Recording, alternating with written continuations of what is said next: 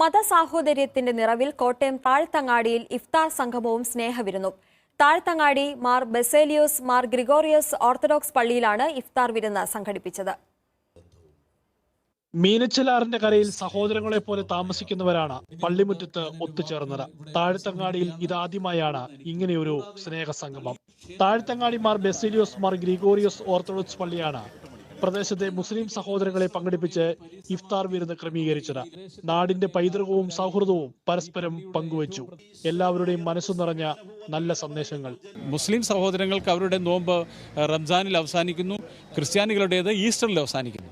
ഈ രണ്ടും കൂടെ ഒരുമിച്ച് വന്നിരിക്കുന്ന ഈ വർഷം ഒരുമിച്ച് കൂടി ആ സ്നേഹത്തിൻ്റെ ഒരു ആത്മാവൊന്ന് പങ്കിടാനും സൗഹൃദ സംഭാഷണങ്ങൾ നടത്താനും പ്രത്യേകിച്ചും ദൈവത്തിൻ്റെ കണ്ണിലൂടെ ഈ മാനവീയതയൊന്ന് കാണാനുമൊക്കെയുള്ള ഒരവസരമായിട്ടാണ് ഞങ്ങളിതിനെ മനസ്സിലാക്കുന്നത്. പിന്നീട് ഇഫ്താർ വിരുന്നിലേക്ക് കൈപിടിച്ചു നീങ്ങിയ എല്ലാവരും. താഴ്ത്തങ്ങാടിയിലെ 3 മസ്ജിദുകളിലെ 100-ലധികം പേരാണ് ഇഫ്താർ വിരുന്നിന്റെ ഭാഗമായത്.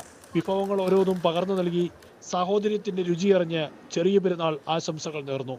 സത്യത്തിൽ ഇത് ഇനി എക്കാലവും നിലനിൽക്കണം. ഇത് അവസാനിച്ചു പോകാത്ത ഒരു ബന്ധമായി, ഒരു കുടുംബം പോലെ തന്നെ ഇത് ഒന്നിക്കട്ടെ. ഏതായാലും മാതൃകാപരമായ മകിടമായൊരു മാതൃക നൽകുന്ന ഒരു വേദിയാണ്. അത് വളരെയേറെ സന്തോഷമുണ്ട്. മാത്രമല്ല, ഒരു ചെറിയ പെരുന്നാളിൻ്റെ സന്ദേശം കൂടി പരസ്പരം പകർന്നു നൽകാനുള്ള ഏറ്റവും വലിയൊരു അവസരം കൂടി ഉണ്ടായി എന്നുള്ളതാണ്. വരും വർഷങ്ങളിലും താഴ്ത്തങ്ങാടിയുടെ മതസഹോദര്യത്തിന്റെ അടയാളമായി ഇഫ്താർ വിരുന്ന് നടത്താനാണ് തീരുമാനം.